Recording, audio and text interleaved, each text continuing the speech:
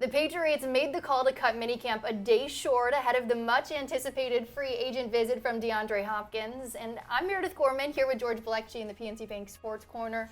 George, it looks like every day is a step closer to finding out if the Pats can close a deal with Hopkins. Where do you think they stand on that right now? Well, reality, it can happen for sure. The Patriots have over $14 million in cap space. DeAndre Hopkins is asking for a high price tag, but they are one of the teams that can pay him the most out of all the suitors. He met with the Titans.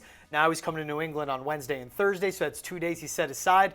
And if you think about it too, let's get to the money part of it. If they sign DeAndre Hopkins, that means he'll take Devontae Parker's role. As a veteran for Parker, he won't want to be here. He wants to start. If you cut him, there's no dead cap there at all. So you will save $6 million. So we can see a move like Devontae Parker getting cut before we hear D-Hop news, and that makes the space happen. He fits in this offense. He's needed in this offense. He gives him an elite outside threat. His route running is still there. Maybe the speed isn't. And yeah, he's on year 9, 10 in the league, and he's 31 years old, but he'll be an outside threat that opens up the rest of this offense. He's what the Patriots need. His route running, his catch radius, his threat in the red zone. Everything makes sense for the Patriots to have him.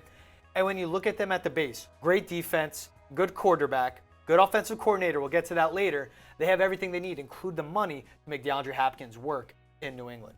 Yeah, Jordan, what have you heard about DeAndre Hopkins' choice to maybe or maybe not reunite with Bill O'Brien in New England? I know they had a little bit of a contentious relationship in Houston, so. Yeah, I mean, contentious is the good way to put that for sure. I mean, Bill O'Brien was with DeAndre Hopkins for a few years, then took over as GM and traded him for pennies on the dollar to the Cardinals. A lot of reports that came out, he didn't like Hopkins' influence in the locker room. He didn't like what Hopkins brought around the facility. There's a lot of disrespect there.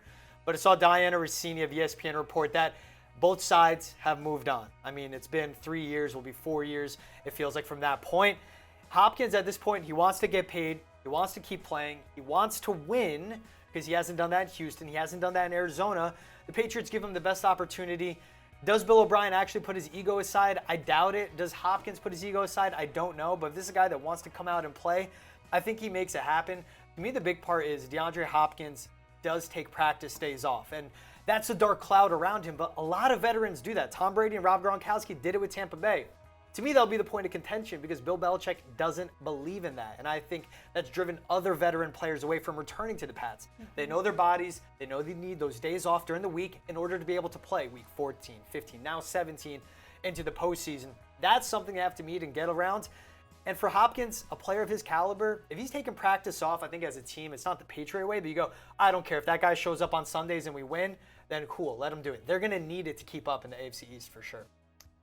Big decisions coming from DeAndre Hopkins pretty soon, hopefully. Patriots, of course, the second team to host him after the Titans did last weekend, I believe. But once again, thanks for watching. Meredith Gorman here in the PNC Bank Sports Corner with George Vlecki. PNC Bank, helping to make banking easier.